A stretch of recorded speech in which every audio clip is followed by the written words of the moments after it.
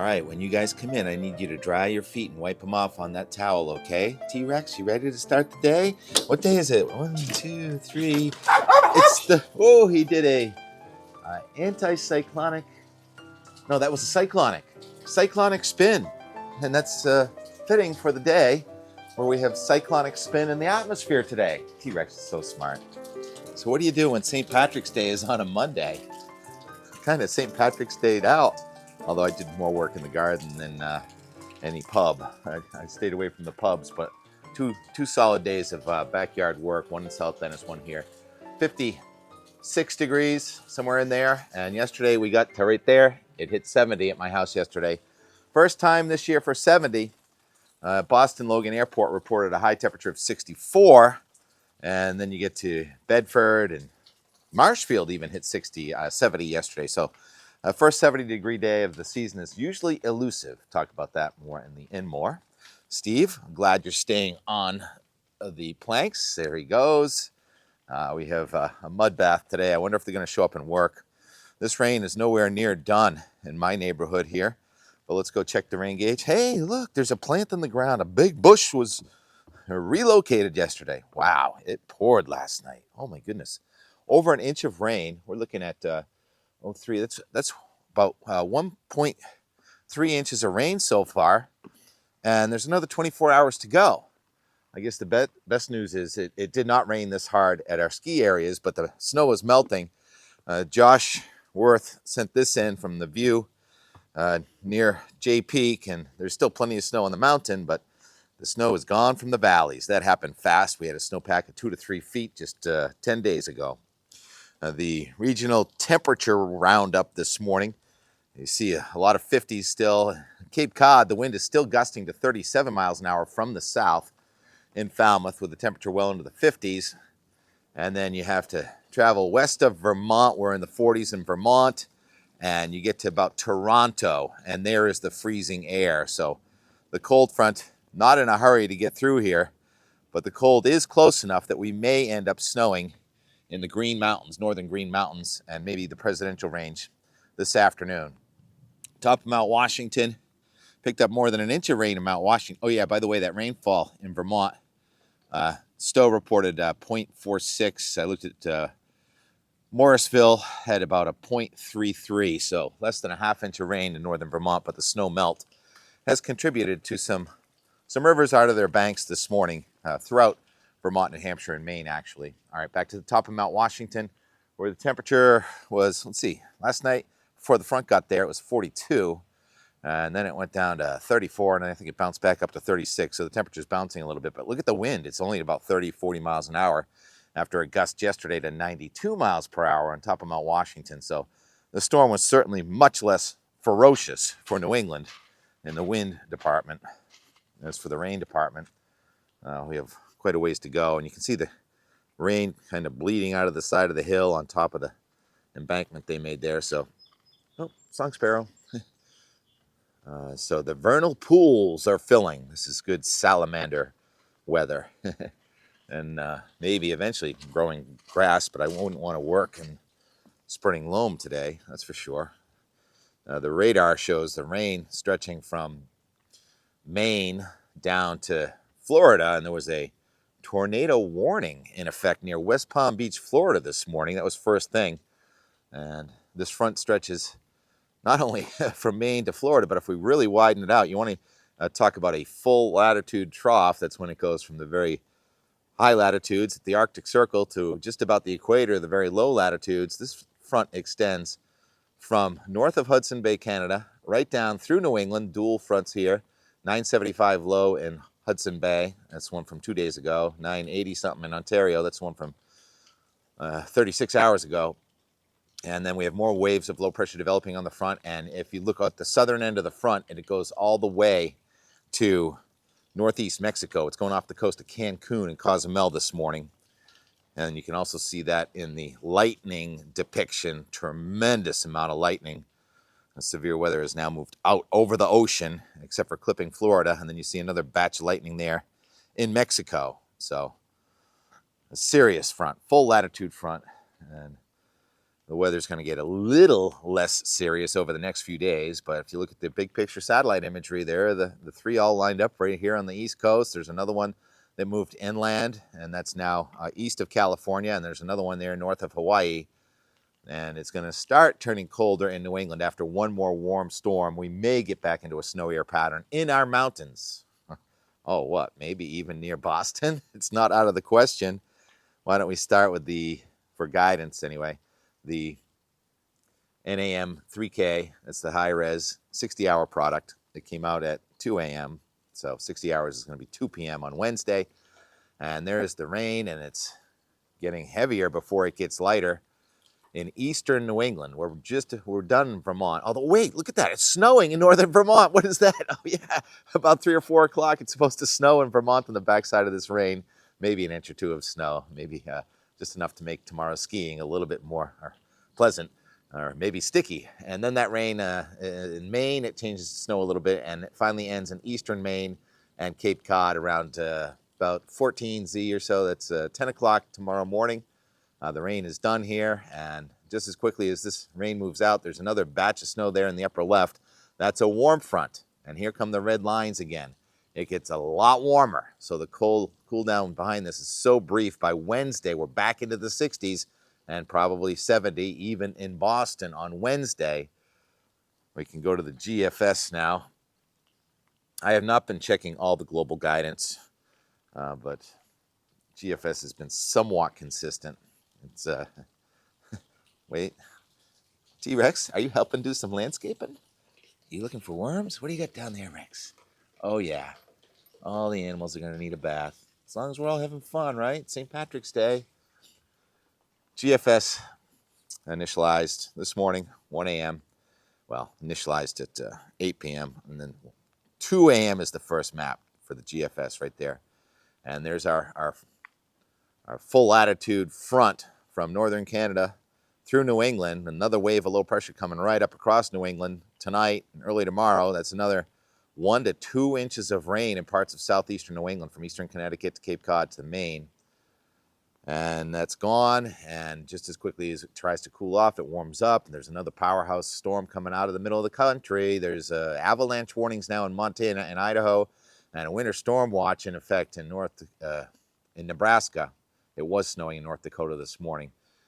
And that storm is going to drive well to our west. Look at that, lifting up. Wednesday is really warm, and it's getting really windy on Thursday. And it's a negative tilt trough. And we talked about how the front didn't look like much on Thursday, and it still doesn't. But Thursday night and Friday, there's a low deepening. 994, 993, 992 going right across Boston, with rain changing to snow even in eastern New England on Thursday night, Friday.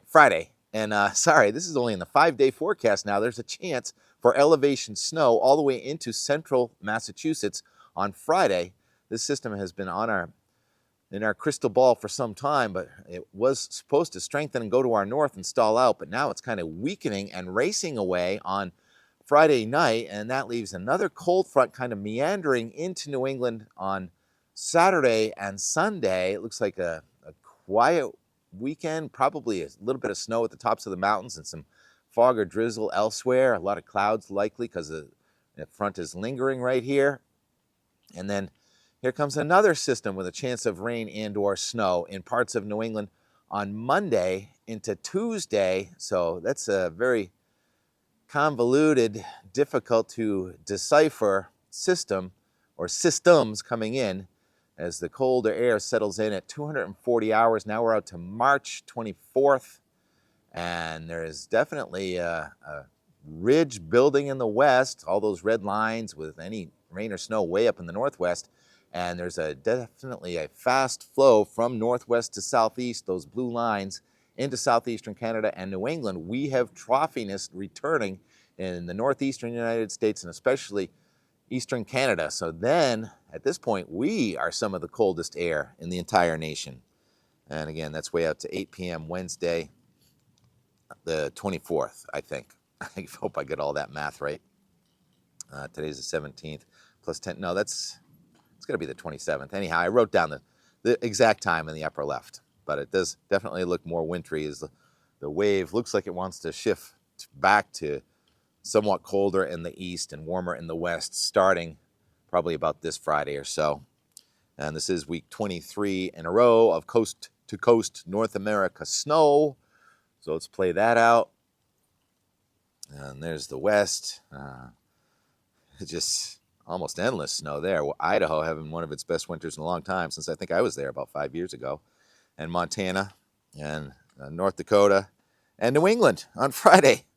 And then off and on into early next week. We may refresh the snowpack. I don't think we're going to rebuild it, but we can refresh it here in the Northeast. All right, there are the sparrows and the pussy willows. And we heard the peepers. A lot of people posting about peepers, the sound of those, what are they, tiny frogs in trees, I think, at night. So the sounds of spring, sights of spring. The vernal pools are getting full. Steve is completely tangled up down here in the tools. Yesterday, we got family and friends sending pictures and imagery and videos from the St. Patrick's Day parade. And I think that this one is Situate. I think we had some family at the one in Boston also. And so, Danny contributing from where winter has decided to roost in March. Danny at Big Sky. That is nice, Danny. Chasing it across the country. Well done. And when you come back east, we'll have some new snow for you too. And the Enmore is basically mostly me in the backyard calling the play-by-play on the temperature and the sky and moving. I took a chainsaw to the euonymus and managed to leverage it down into position here adjacent to the worm farm. So that felt like a pretty good accomplishment. Now, if I can only get that other one. I don't know if the crew is coming today. I don't know if I was them. I probably wouldn't come today. So cleaned it up down in here to reduce the muddy mess. And this one is too big for me to leverage, but if I can get that excavator to help, I'm going to try and get that down there too. All right. Happy St. Patrick's Day. I'm going to take it easy today, try and get that thing into position and come out a different door in 24 hours. Talk to you then. Here's the Enmore from yesterday, Sunday, March 16th. No, I do not have a flat tire. And yes, it is about 68 degrees on this March 16th midday in Weymouth. All right, the thermometer adjusted to 66. We've got wind, warm air advection. 67. Dashboard thermometer. Pre-disaster mitigation grant program, otherwise known as the Weymouth Big Dig. That birds are singing now. So we're getting a special delivery. You're expecting furniture? Spring day. Look at that sky. Almost looks like an April sky. Certainly feels like an April sky. Gonna get some rain on. Gonna take down a few more of those birch branches too. A little wind. There's Charlie. Charlie's taking that to New Hampshire, believe it or not. Oh yeah? His Mustang is already up there. Where'd you go? He's going to north something. He doesn't. Yeah, he doesn't. I think we might.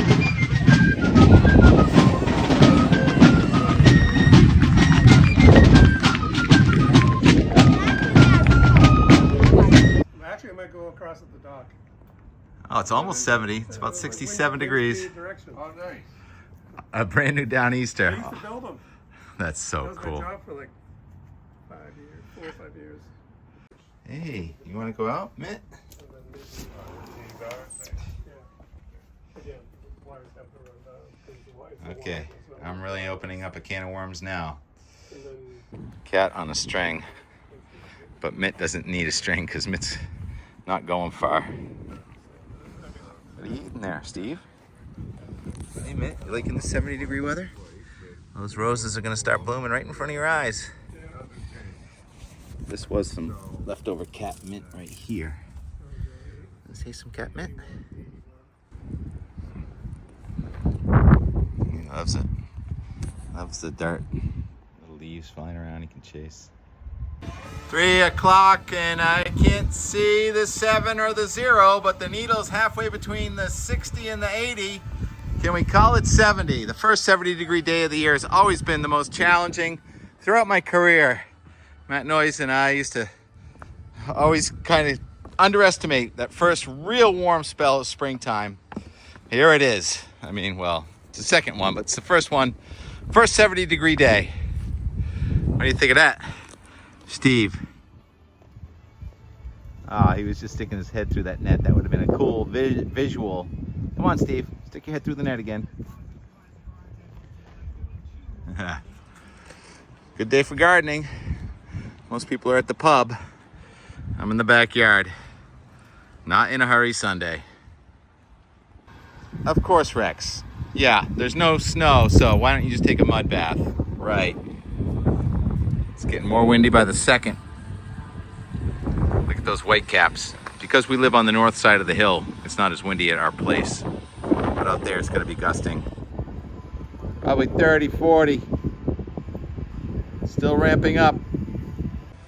Oh my God, the flag is pointing the other way for a moment. Those clouds are ripping though from left to right.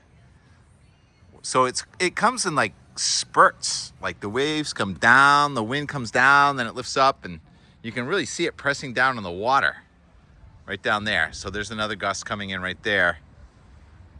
And then you got the straight line winds way out there.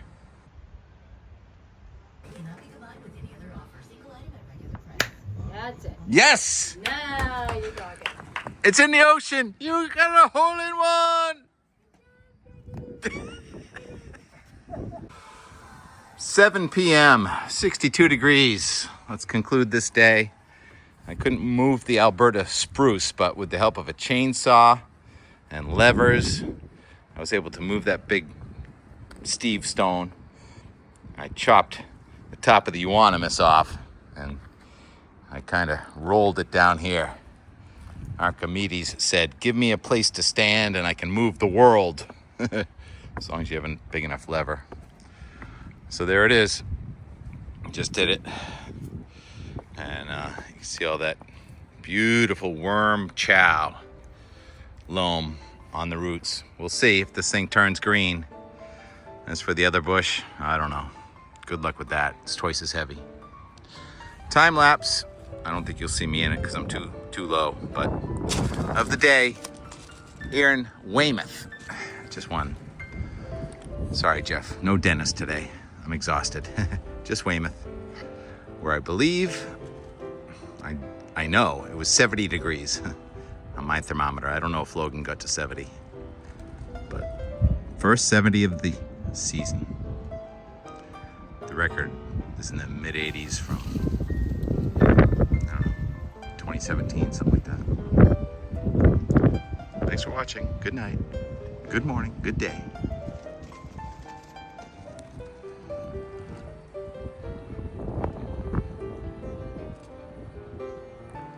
St. Patrick's Day.